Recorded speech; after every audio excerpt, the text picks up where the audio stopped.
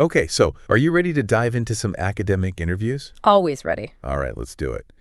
So we're looking at specifically master's and PhD program interviews today. Sounds good. And we've got this super interesting podcast script as our source material. Okay. And it's designed to help non-native English speakers prepare for these interviews. But honestly, like even as a native English speaker, I'm finding some really great nuggets in here. I bet. So, what's interesting to me is like, it's not just the language stuff that they're focusing on in here. It's like, it almost accidentally reveals like the hidden curriculum of what these interviewers are really looking for. The unspoken expectation. Exactly. Yeah. So it's not just like, can you speak English well enough to survive in this program? It's like, do you understand academia? Right. Like, do you understand the rules of the game? Yeah, totally. Yeah. And like one of the first things that they highlight that I thought was really interesting was just some key vocabulary. Oh, yeah. And like, I remember when I was first starting out. Yeah.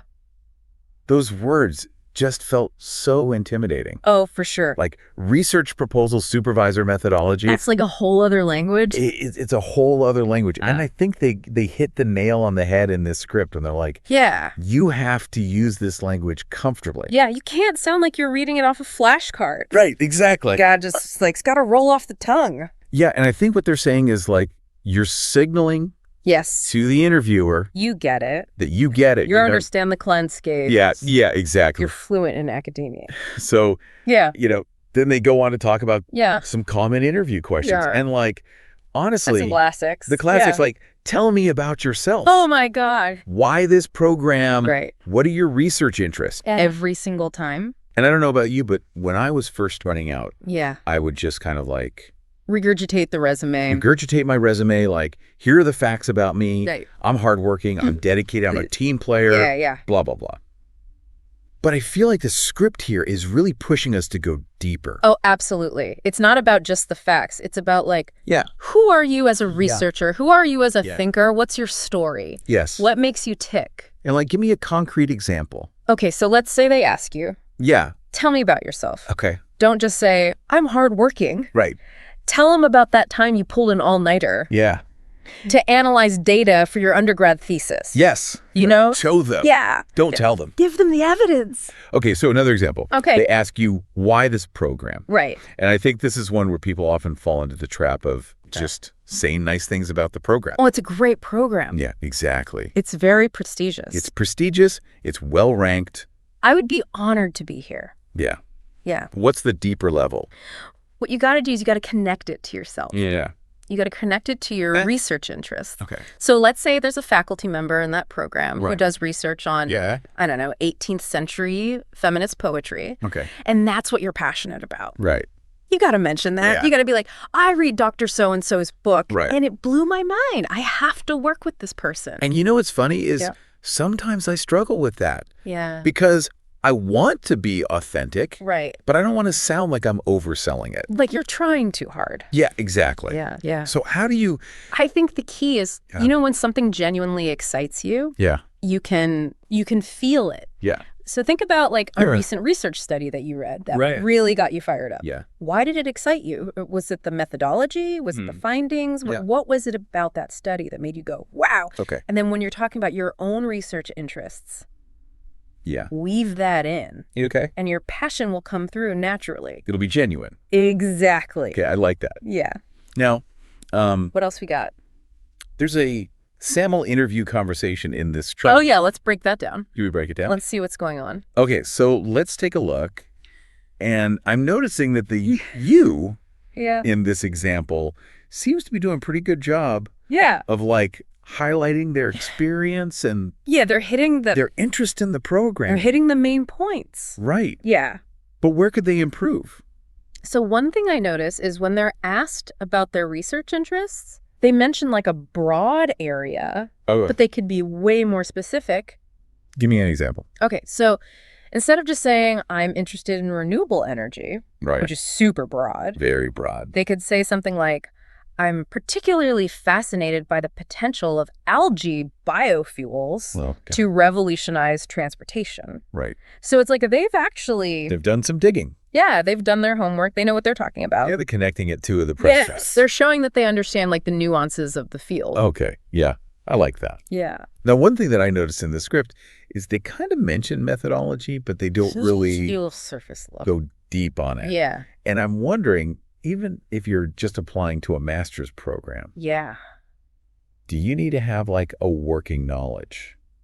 I think it's helpful because it shows that you're thinking critically about how knowledge is generated. Yeah. So, for example, let's say you're interested in social psychology. Okay. You know, being able to articulate the difference between qualitative research, like in-depth interviews, versus quantitative research, like large-scale surveys. That shows that you're not just interested in the what, you're interested in the how. The how. Yeah. Okay, so to wrap things up, what's the biggest takeaway for our listener today? I would say knowing the vocabulary is super important. Yes. But the real magic happens when you understand the deeper purpose behind each question. So it's not just about like giving the right answer.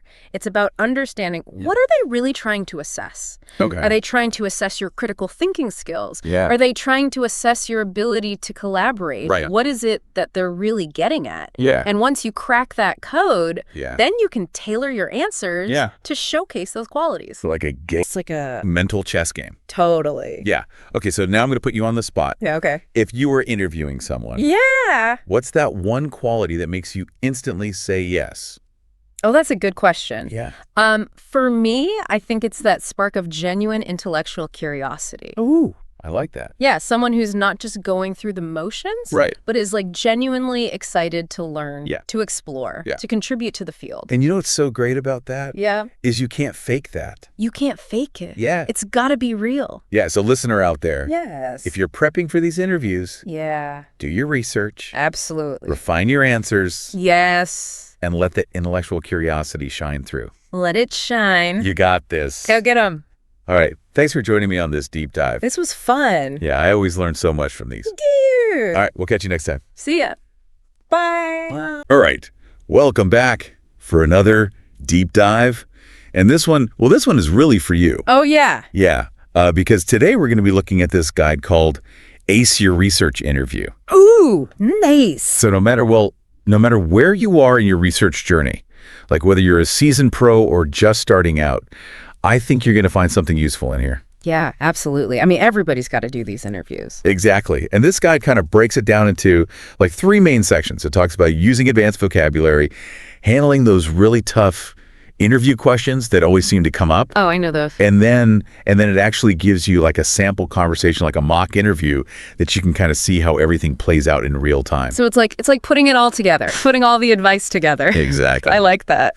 So I'm really excited to kind of dive into this with you today and see what we can pull out of here that's really going to help our listeners kind of really ace those interviews. Absolutely.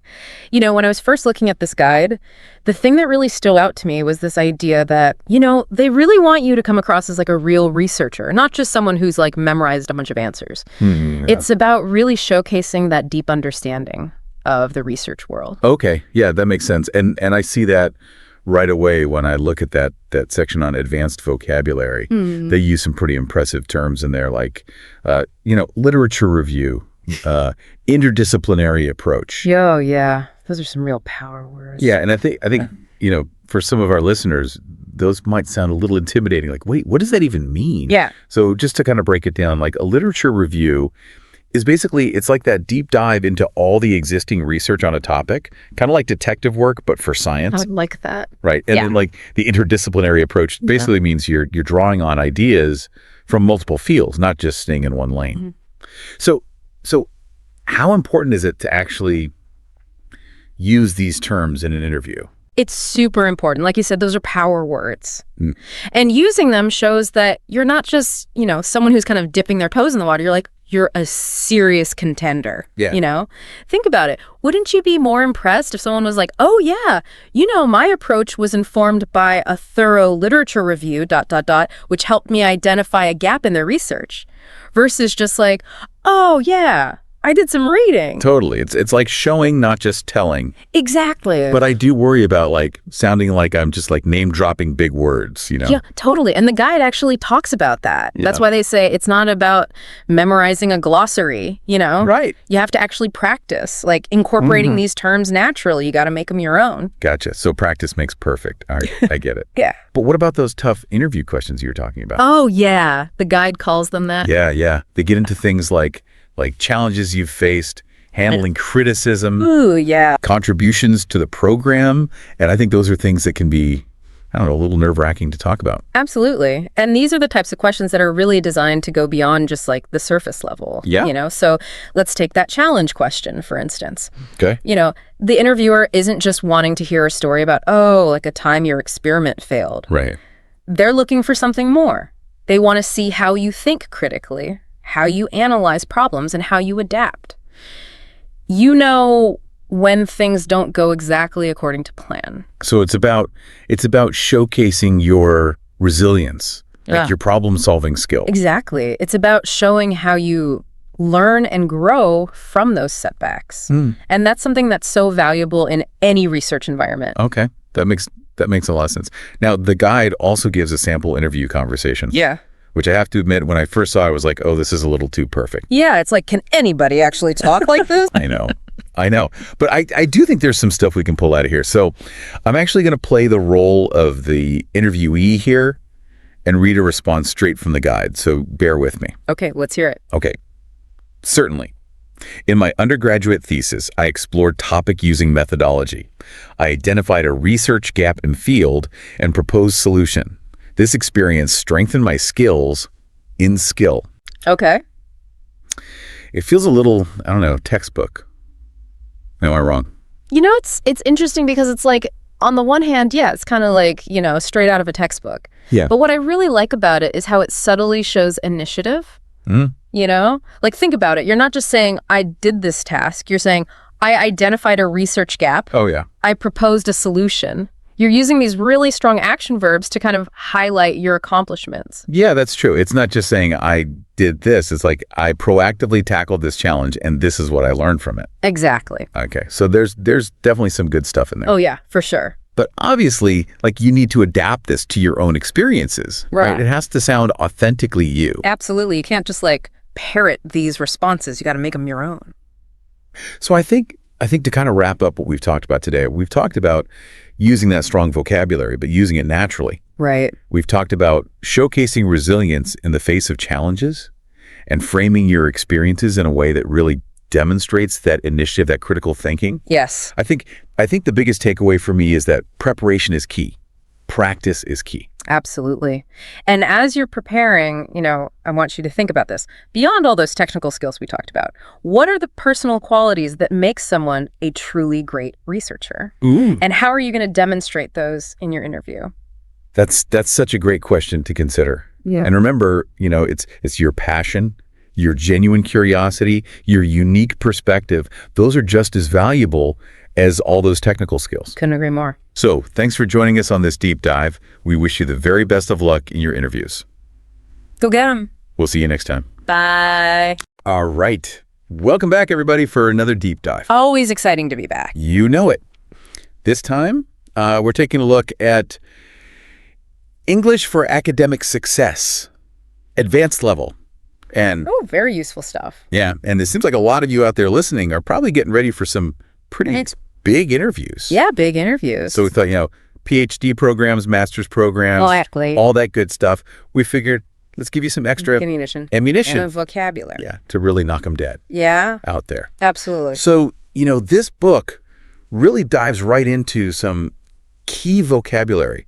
Like right off the bat, it's talking about stuff like empirical research. Yeah, empirical research. Conceptual framework. And these are things, I mean, these aren't just like words to throw around. No. These are important. Meat and potatoes. These are the foundations. Yeah, of how we talk about. How we think. Yeah, how we think and talk about academics. So, I mean, empirical research. Yes. Talking about. Well, it's all about evidence, right? Yeah. It's not just theory, it's show me the data. Yeah, it's like show me you actually went out and did the work. Exactly. You got your hands dirty, you did the observations, the experiments. Yeah, exactly. You've got the data to back it up. Yep. And then, so we got this, we understand what empirical research is, and then we have this idea of a conceptual framework. Right. And it feels like that's almost how we look at that data. It is. It's the lens through which you interpret all of that information. Okay. So you gather all this data, you need a way to make sense of it. Right. And the conceptual framework, that's your blueprint. It guides your whole research process. So it's like the foundation of the house before you start building. Precisely. Yeah. And, it helps you explain your findings in a clear, coherent way. Yeah. And this book, English for Academic Success, it doesn't just stop at definitions. No. It gives you it goes a step further. Yeah, it gives you some phrases you can use. Right off the bat, it says, It says, my research contributes to. Yeah. My research contributes to blank by addressing blank. Yes. By addressing this research gap. Yeah, this research gap. And I think that idea of a research gap. Oh, that's crucial. It's one of the hardest things for people to figure out, I think. It is, because you have to really understand what's already out there. It's like doing a puzzle, right? You got to see all the pieces that are already in place and then figure out what's missing. Right. What's that missing piece? Exactly. Mm-hmm. So, for example, if everyone's researching climate change and they're all focused on melting glaciers, right? Maybe you look at the impact on specific bird migrations. Right. That's interesting. There you go. That's a potential research gap. Yeah. Yeah, and that's what's going to make your research so valuable. Absolutely. Unique and valuable. Yeah. Another thing that this book talks about that I think is so important, it even gives you some wording and some tips on, is how to handle, the classic question of how would you handle a disagreement with your supervisor? Ooh, that's a tough one. Which is such a tough question. Yeah, it can be a bit intimidating. Because especially if you're going into a PhD program or a master's program, you're going to be working so closely. Very closely. For years. And you're going to have disagreements. You will. It's inevitable. It's going to happen. Yeah. And that's where, communication skills are so important. Yes. Being tactful, being respectful. The source suggests acknowledging the disagreement, but in a way that's not confrontational. Right. Maybe seeking clarification, help me understand your perspective. Yeah. That kind of thing. And trying to find common ground. Yeah. I love that. It's like you're not trying to win an argument. No, you're trying to collaborate. You're collaborating. Exactly. Yeah. You're showing that you can navigate those complex academic relationships. I remember in my first PhD interview, I was so nervous about the question, what unique perspective do you bring? Oh, yeah. What unique perspective do you bring to this research? That's always a tricky one, because you're like, well, I'm just me. Yeah, it's like, what do you mean? What do you mean unique? Yeah. But it's really about showcasing how your background, your experiences, even things that seem unrelated, can actually enrich the group's work. That's so true. So for me, I have a background in linguistics. Okay. Which you might think is completely separate from psychology. Right. But it actually helped me analyze qualitative data in a really different way. Oh, interesting. Yeah. It gave me a new perspective. Yeah, so it's almost like taking these different, parts of yourself and saying, well, I know that this part of me doesn't seem to fit, but actually it really does. Exactly. Connect those unexpected dots. Yeah. One other thing I wanted to mention, this book, it talks about researching potential funding opportunities. Yes. Which at first I was like, whoa, hold on, really? This early on? I know, right? It seems like a lot. But I think it's such... But it's brilliant. It's so smart. It is, because it shows that you're already thinking ahead. Yeah. You're proactive, you're resourceful, you're not just waiting for someone to hand you a project. Yeah. You're saying, I want to be a part of this. I'm ready to contribute. Yeah, and that's so attractive to a potential advisor or a research group. Absolutely. You'd be like, this person's already thinking like a researcher. They're already invested. They're invested. Yeah, yeah. And this book wraps up. I mean, the last sample interview question it gives is all about time management. Time management, which, let's be honest, is crucial in any academic program. Especially a PhD or a master's, I mean. Oh, absolutely. Yeah. You're juggling so many things. Research, teaching, classes, your own personal life. It's a lot. It's a lot. So being able to manage your time effectively is essential. And, the book talks about structured planning and prioritization. Right, having a system in place. But honestly, I think this is such a personal thing. It is. It really is. What works for one person might not work for another. Yeah. So don't be afraid to experiment. Yeah. Find what works for you. There's the Pomodoro technique, time blocking, Oh, yeah. All that good stuff. There's apps designed specifically for students. Oh, so many resources. Find what clicks for you and stick with it. So there you have it. I mean, from, key vocabulary to how to answer tricky questions. Funding opportunity. Even time management. I mean, feeling ready to tackle those interviews. I hope so. But, beyond all these practical tips, I want to leave you with a question. Oh, good. What personal qualities or experiences do you think would make you stand out? What makes you, you? That's such a good question. Really dig deep on that one, folks. Absolutely. That's your homework. Yeah, that's your homework. Think about that one. And until next time, keep on diving deep. Keep diving.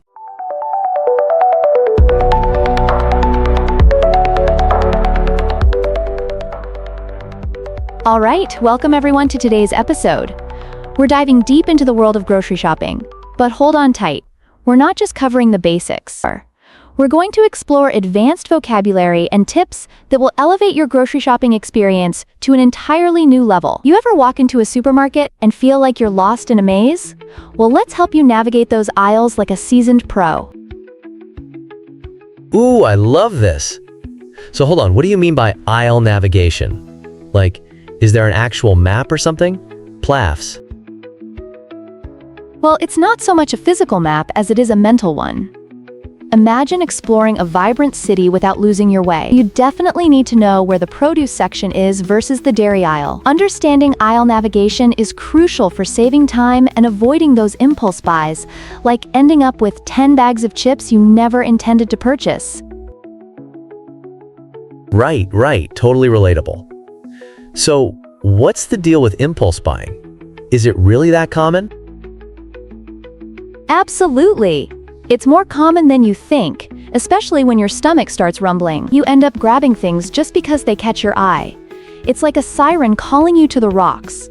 That's where understanding shelf life becomes essential. You definitely don't want to be stuck with 3 containers of guacamole that spoil before you can finish them.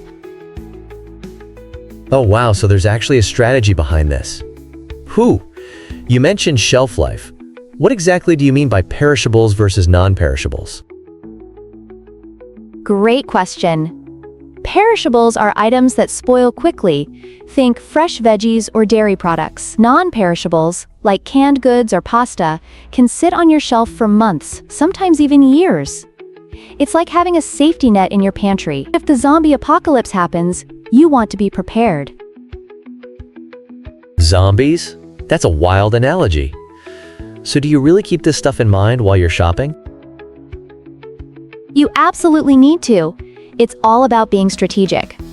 For instance, knowing about bulk purchases can be quite beneficial. Buying in bulk often saves you money, but you need to ensure that you'll actually use those items before they expire. Oh, totally. I couldn't imagine buying a giant pack of lettuce. That would rot before I even finish it. Times laughs. Exactly. Speaking of which, if you want to be a savvy shopper in the grocery store, here's a pro tip. Always ask about any loyalty rewards. Stores often have these hidden perks for regular customers. Oh, loyalty rewards. I've seen signs, but I never really checked them out. So how do you even ask about those? Definitely. You could say something like, "Are there any unadvertised specials on these items?" Imagine walking out with your groceries and a handful of discounts. It's the polite detective work of shopping. Wow, I never thought of it that way. And what if they don't have what I need? How do I handle that? Then you pivot. Just ask, "Do you know if any of them are on promotion?" It's all about getting the most bang for your buck. Got it. So it's like negotiating. What if I realize I got overcharged at checkout? That's the perfect time to assert yourself. You could say, "I think I was overcharged for the Greek yogurt. The shelf price said $3.99. but it's scanned as $5.49. Confidence is key here. Wow, I'm really getting pumped about this. I think I could be that savvy shopper now. You totally can. And remember, mastering small talk can enhance your shopping experience. For instance, commenting to the cashier about how long the checkout lines are, or asking for their favorite products.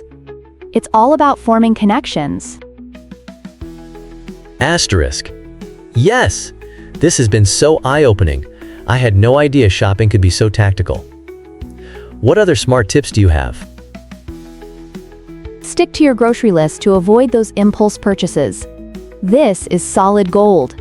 Additionally, always compare price per unit costs. While it may seem tedious, it can save you so much money in the long run. Whoa, so it's like being a detective on a budget. Exactly. You're not just shopping, you're transforming into a savvy consumer. So there you have it. You've got the vocabulary and the tips. Now go forth and shop like a pro. I'm stoked. Can't wait to share all this knowledge with my friends. Thanks for all the insights. You got it. Happy shopping, everyone. Welcome back, Deep Divers. Ready to unlock the secrets of the supermarket. We're going deep on this one, exploring the language, the tactics, all the hidden stuff that shapes our shopping experience. We've got some fascinating sources lined up, and I gotta say, I learned a ton just prepping for this deep dive. Oh yeah? Anything surprise you? Well, I've always known about impulse buying, like who hasn't fallen for that candy bar at checkout? Classic. But I didn't realize there's a whole psychological term, loss aversion, that explains why it works. It's like we're so afraid of missing out on that sugar rush that we just grab it without thinking. Fascinating, right? Supermarkets are playing chess while we're playing checkers. Totally. And then there's all the lingo like shelf life, which, duh, I know what it means, but... That thinking about it strategically, right? Exactly. It's not just about avoiding expired milk. It's about planning your meals so you use up those perishables before they go bad. Less waste, more deliciousness. Now you're speaking my language.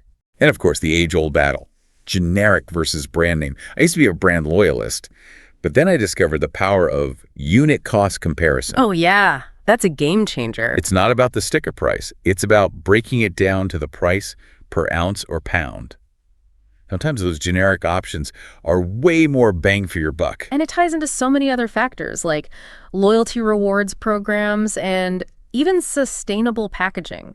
Some shoppers prioritize brands that align with their values, even if it costs a bit more. It's like every decision has these layers of complexity. I remember when I first started online grocery shopping. Oh, tell me about it. I went overboard with all the filters, organic, locally sourced, ended up with a cart full of fancy stuff I couldn't afford. Ouch. Expensive lesson learned. But it made me realize how much these terms influence our choices, even subconsciously. Absolutely. And that's why our sources emphasize the importance of asking detailed questions. Like, instead of just grabbing any old coffee, you could ask, do you carry any fair trade coffee beans? Or, is this organic produce locally sourced?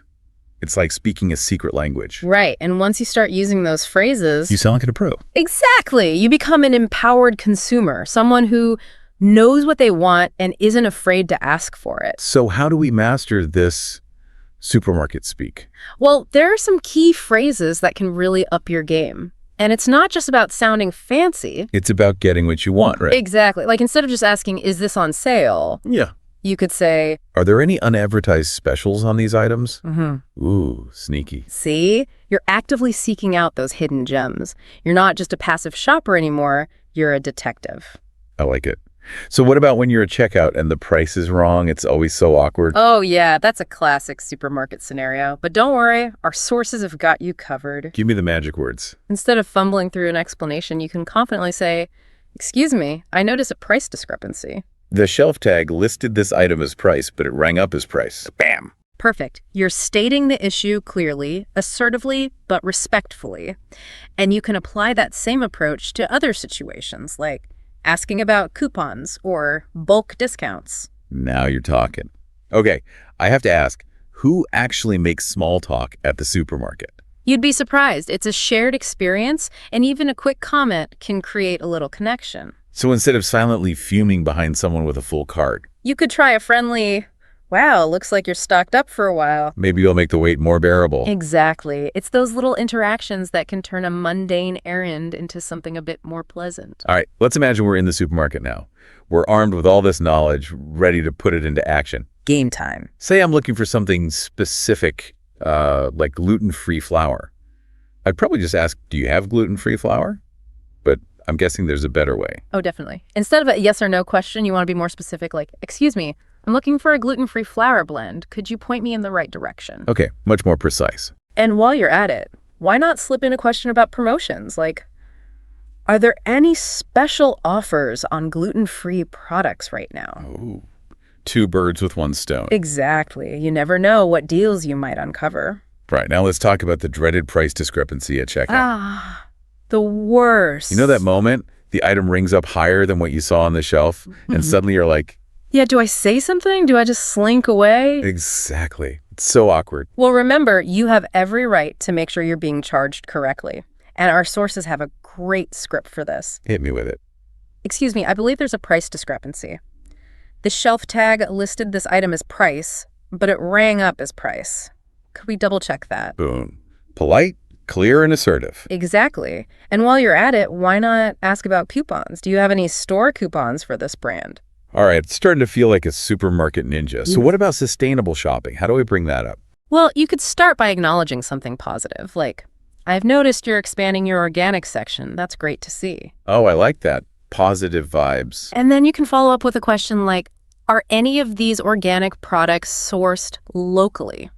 So you're starting a conversation, not just a quick question, yeah. You might actually learn something. Right. The employee might tell you about their sourcing practices, partnerships with local farmers. You never know. It's like turning a shopping trip into an educational experience. Exactly. Supermarkets are more than just places to buy groceries. They reflect so much about our society, our values. Our eating habits. Yeah. Speaking of which, our sources offer some practical tips for a smoother shopping experience. Oh yeah, those are great. The one that jumped out at me is sticking to a grocery list. Ah, the classic struggle. It sounds so simple, but how often do we end up with a cart full of impulse buys? Too often. But knowing about that loss aversion thing, that helps. Right. Recognizing those marketing tactics can help us make more rational choices. Absolutely. And while we're on the topic of smart choices, let's not forget unit cost comparison. Oh, yeah, that's essential. Don't just assume the bigger container is the best deal. Do the math, break it down, see what actually saves you money. And speaking of saving money, those loyalty rewards programs. I love a good rewards program. It's like getting a little bonus just for shopping. Those discounts can really add up. Absolutely. And finally, a tip that can save you both time and stress. Shopping during off-peak hours. Oh my gosh, yes. Avoid those crowded aisles and long checkout lines. Early mornings or late evenings are the best. It's like a whole different world. You can actually enjoy your shopping experience. And if you have the space, maybe stock up on those non-perishable items in bulk. It saves you money in the long run. So we've covered a lot of ground here, from supermarket lingo to savvy strategies. I feel like we've earned our shopping badges. Totally. But remember, this is just the beginning. The supermarket world is constantly changing. So we've really dug deep into supermarkets. We've cracked the code, learned the language, even explored the psychology behind it all. It's amazing how much is going on beneath the surface, right? Totally. Like, we think we're just grabbing some groceries, but it's this whole intricate system designed to influence our choices. Exactly. But now we're wise to it. We can decode those messages and make choices that are right for us, not just what the marketers want us to buy. That's the power of knowledge, right? Absolutely. And, maybe this deep dive will even spark some conversations out in the real world. Oh, yeah. Like, imagine you're in the checkout line and you overhear someone debating between, I don't know, organic versus regular bananas. You could chime in with some of your newfound wisdom. Exactly. Turn that grocery run into a learning experience. Spread the knowledge. So what's the big takeaway here? What do we want our listeners to remember? I think it's that supermarkets are more than just places to buy food. They're like windows into our culture, our economy, our values. Yeah, they're all connected. And by paying attention to those details, by really being present during your shopping experience, you can learn so much. And make more mindful choices. Exactly. So the next time you step into that supermarket, don't just autopilot through it. Right. take it all in, engage with it, and who knows, you might even enjoy the experience. Well said.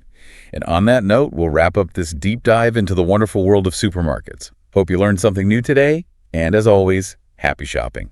Okay, but imagine like you're at the supermarket, but you're not just, grabbing the same old stuff. You're like navigating the aisles with confidence. Maybe even using some, cool English phrases to impress the cashier. Yeah. That's what this deep dive is all about. I like that. It's like we're giving you a superpower. Superpower, yeah, that's a good way to put it. But even something like grocery shopping, which most people find, kind of boring. Right. Can be more exciting if you have the language to navigate it. For sure. And the cool thing is, you ready for this? Yeah. Our source material is actually a sample script for an English learning podcast. Oh, wow. So we're basically deep diving into a deep dive. Like Inception. Right? But yeah, seriously though. Yeah. It'll be interesting to see how they break this down, for someone learning English. Exactly. So let's pretend we're walking through the supermarket together. Okay. First thing they talk about is the grocery list. I'll admit, I don't always use one. Yeah. I find those essential, not just for language learners. Yeah. But for anyone who wants to. Shop efficiently. Yeah. Helps you stay focused. Avoid impulse buys. Save time and money. Okay, I'm convinced. Grocery list it is. So we've got our list. We're in the store, ready to go. The script mentions two options.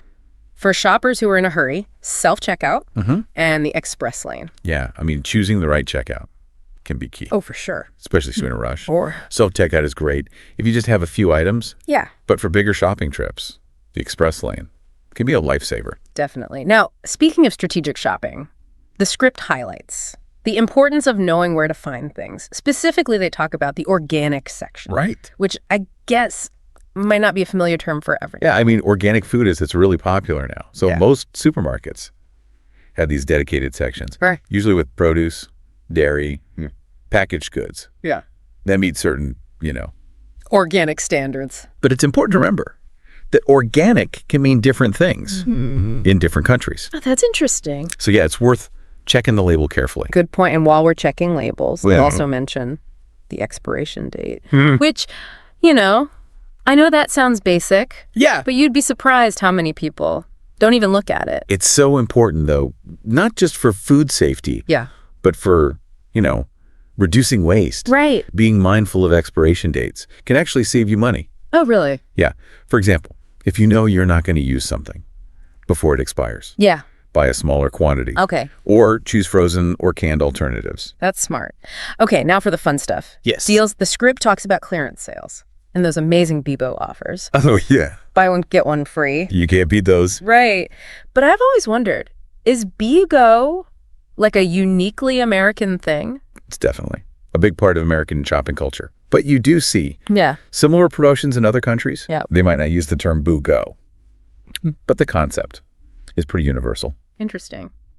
And if we're talking about saving money, we have to mention loyalty cards. Yeah. Is this common? Yeah. Loyalty programs are becoming more and more popular all over the world. Okay. Supermarkets use them too. Yeah. Reward their regular customers, track shopping habits, right, and encourage you to. Yeah. Come back and shop again. Makes sense. So let's say we've made it through the store, navigated the organics section, snagged some awesome deals, and we're feeling pretty good about our English skills so far. But now we actually need to talk to someone. Right. The script introduces a bunch of phrases for asking for help, which can be a little intimidating, especially for language learners. For sure. But the phrases they give are very simple and polite and effective. Yes. Excuse me, do you have any non-dairy milk? That's the phrase I use all the time. That's a great example of how you can use language to express, specific dietary need, which is becoming more important these days. Definitely. And they also have phrases for asking about sales and discounts. Like, do you know if this product is on sale? Or are there any discounts on bulk purchases? Those are great because they're polite. Yeah. But you're still finding out about potential savings. For sure. Okay, so we found our items, maybe asked for some help, and now our basket is full. Ready for checkout. What kind of phrases do we need for this final stage? Well, they cover a lot of essential checkout phrases. Okay. Starting with the basics. Yeah. Like, can I pay with my credit card? Or do you accept digital payments? Which is important because, there's so many different payment options these days. Yeah. It's good to be prepared. It's not just about the payment methods, though. They also have phrases for specific situations. Okay. Like requesting cash back. Or if you think there's been like a pricing error. Right. Like, I think I was charged incorrectly. Can you check the price? I'll admit, sometimes I hesitate to say something if I think there's a mistake. But it is important to speak up. Yeah, it is. Yeah. And having, a clear phrase like that makes it so much easier. For sure. It's about being polite, but also confident. Right. And, even if there isn't a mistake, just asking them to double check can give you peace of mind. Yeah, that's true. Okay, so payment is sorted. But before we leave, the script throws in a curveball. It encourages us to make small talk. Oh, yeah. With the cashier. Interesting. I never thought of that as like a language learning opportunity. It can be, though. Yeah. Those little interactions, they're a great way to practice conversational English. Okay. In a low-pressure environment, I suggest. Simple things like commenting on how busy the store is or asking for recommendations. Oh, like, it's really busy today. Is it always like this? Or do you have any recommendations for a good one? Exactly. Wait, are we allowed to ask cashiers for recommendations? Well, it depends. You have to read the situation. If they seem friendly and approachable, then a casual question like that can be nice. Right. But if you're not sure, you can always frame it as more of a request for their expertise. Okay. Like, I'm looking for a good wine for a special occasion. Do you have any favorites? That's good. Okay, I'm convinced. Small talk, check, I have to say, I'm really impressed by how much thought they put into these phrases. Me too. It's very well structured. Yeah. And speaking of structure, the script actually includes some sample conversations. Oh, cool. To show how these phrases might sound in real-life situations. I like that. You want to take a look? Yeah, let's eavesdrop on some supermarket dialogues. Yeah. The first one starts with a customer looking for gluten-free pasta. Okay. Finding specific dietary items can be tricky. Yeah, especially in a big supermarket. Yeah. But this conversation shows how a simple question can help you find exactly what you need. Right. And the staff member is so helpful. Not only do they point the customer in the right direction, but they also mention the organic section as a good place to look for specialty items. Yeah. That's why it's so important to have knowledgeable and helpful staff. Yeah. They can make the shopping experience so much smoother. For sure. Especially for people with specific dietary needs. Absolutely. And then the customer takes the opportunity to also ask about dairy-free cheese. So they're like, getting all their questions answered at once. That's good. Efficient. Right. Making the most of the interaction. Okay, next conversation. This one takes us to the checkout. Right. Which can be a little stressful, if you're feeling flustered or self-conscious about your English. Yeah. But this dialogue shows how to handle it with grace. I like that. It starts with the cashier's greeting. Hello. Did you find everything you needed? Nice. Very welcoming. Right. And the customer's response is perfect. Yes, thank you. Yeah. By the way, do you take Apple Pay? Perfect.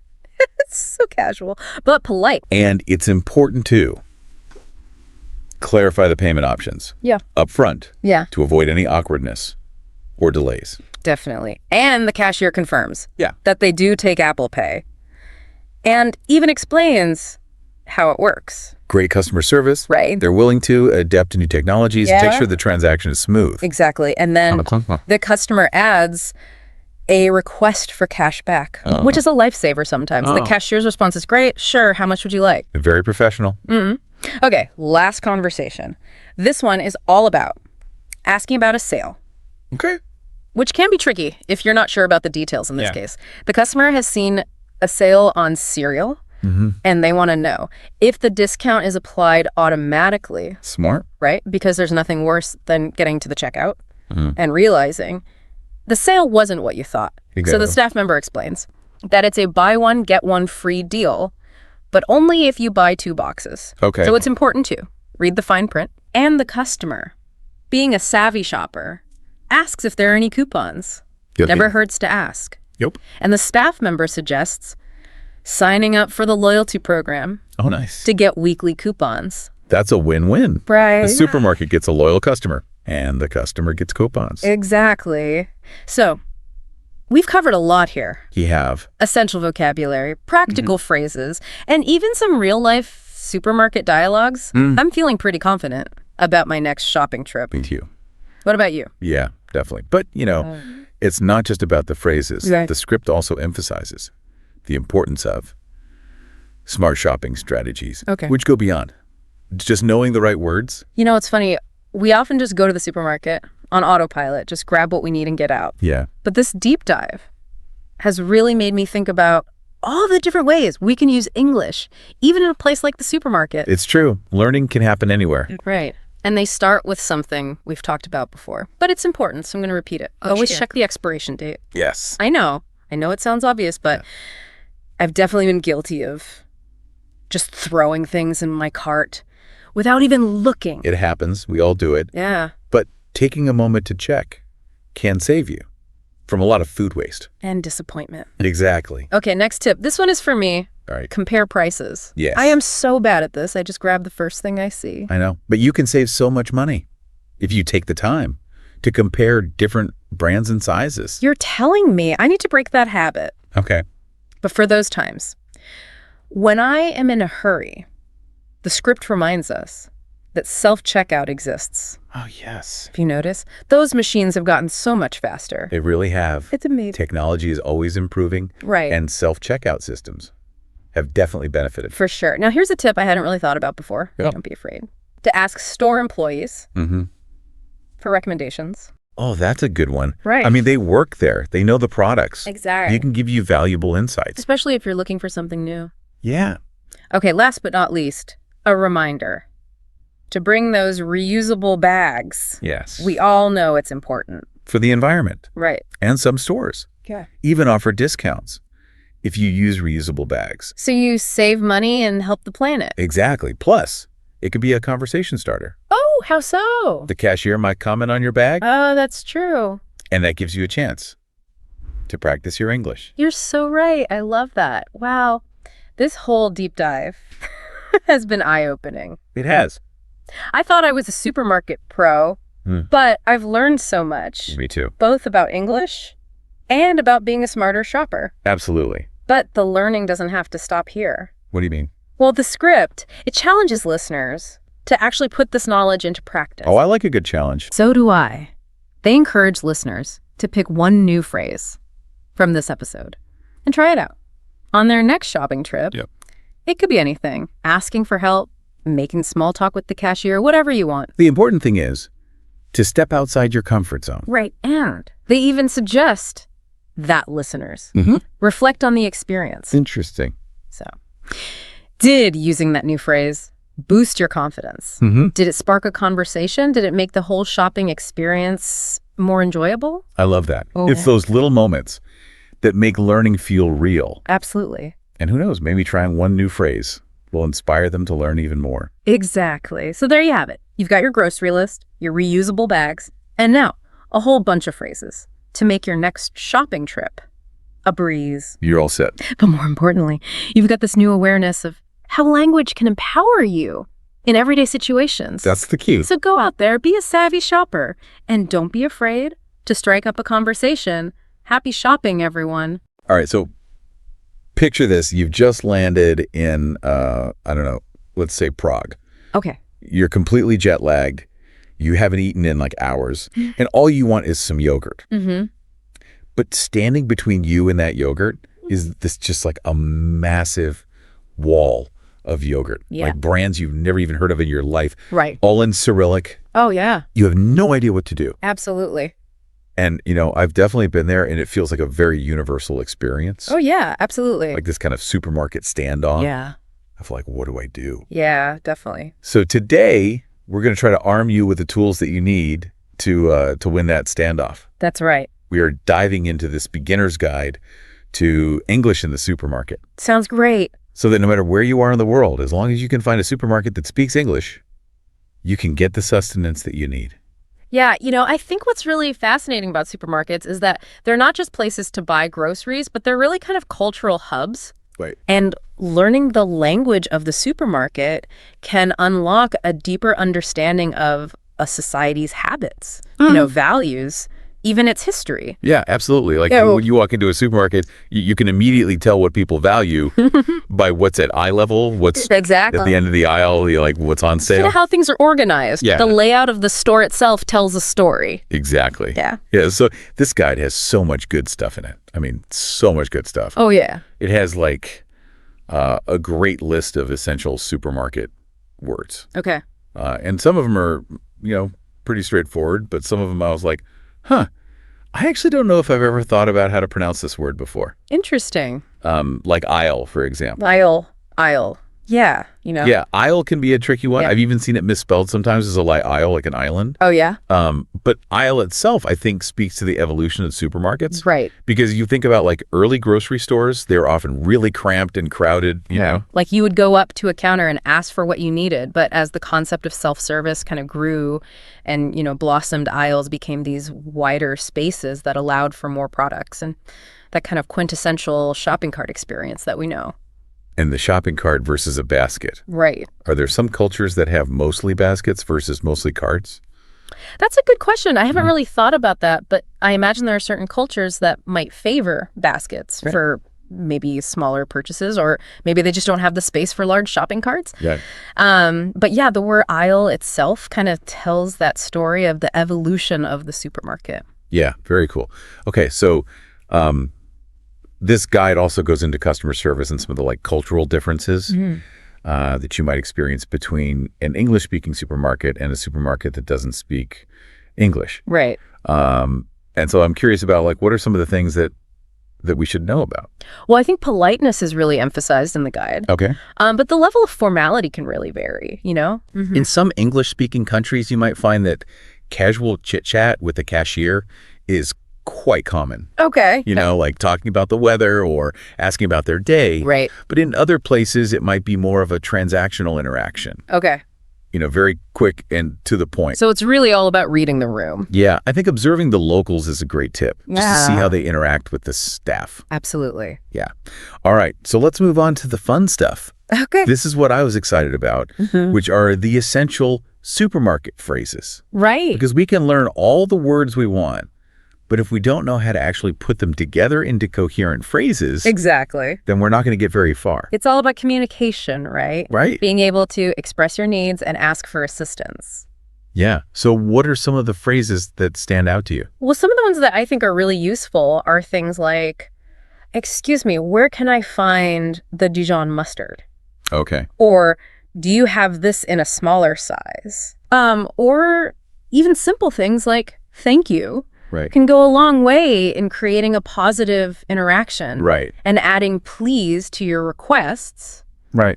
Makes a big difference as well. Sure. Like, could you please tell me where the bakery is? Oh, yeah. That's so much better than, where's the bakery? Exactly. It shows respect and consideration. Yeah, absolutely. Yeah. Okay. I love that. Yeah. And then this guide also has some really great sample conversations. Yeah. That kind of put all these phrases into action. Right. So I thought it'd be fun to try one out. Yeah, let's do it. Okay. So let's say we're at the checkout and I've got all my groceries, all scanned and ready to go. Okay. And I'll be the customer, you be the cashier. All right. Sounds good. Okay. So, hello, could I please have a bag and what's the total? That'll be $23.50, please. Thanks. And could I get a receipt, please? Of course. Have a good one. Thanks, you too. Perfect. I already feel like I'm a better supermarket shopper. I know, right? Just communicating clearly and confidently makes the whole experience so much smoother. Absolutely. Yeah. And it was so nice to say, could I please? Instead of just it's demanding. Yeah, just like bag or receipt, Give me a bag. Yeah. Which I think is something that I'm probably guilty of doing from time to time. Yeah, I think we've all been there. Especially when you're in a rush. Exactly. Okay. So what about making a list? I'm terrible at this. The shopping list. Yeah. The crucial tool. Yeah. Not only for avoiding those impulse buys, Right. but also for just staying organized. Yeah. Thinking about what you need and organizing your shopping by supermarket sections. Right. So you're not wandering aimlessly up and down the aisles. Yeah, and then ending up in the chip aisle when you were actually trying to go to the dairy aisle. Exactly. It can save you so much time. Yeah, absolutely. Yeah. And then the guide also mentioned checking dates. Oh, yes. Which I'm also guilty of forgetting. It's important. I once grabbed a carton of milk oh, no. without looking, And let's just say it did not end well. That's relatable. I think we've all had those moments where we've forgotten to check the date and ended up with something that's past its prime. Oh, yeah. But you know what the guy didn't mention is that in many English-speaking countries, you can actually often find discounted items that are close to their expiration date. Oh, that's a good tip. So if you're looking for a bargain, that's a great strategy. That is a great strategy. Okay, so we've learned so much about how to navigate the English-speaking supermarket. We have. We've got our phrases, we've got our tips, we're checking our dates, we're making our lists. We're ready. I think we're ready to win that standoff. I think so, too. But it also, it occurs to me that, like, learning how to speak English in the supermarket is about so much more than just getting the groceries that you need. Absolutely. It's about feeling confident and connected in a new cultural environment. Yeah, it's about feeling like you can navigate the world around you and interact with people from different cultures. And even just like the little act of saying thank you or please, it can make such a difference. It really can. It's those small gestures that show respect and build connections. Yeah, absolutely. Okay. So as we wrap up this deep dive, I want to leave you with a thought-provoking question. Okay, I like it.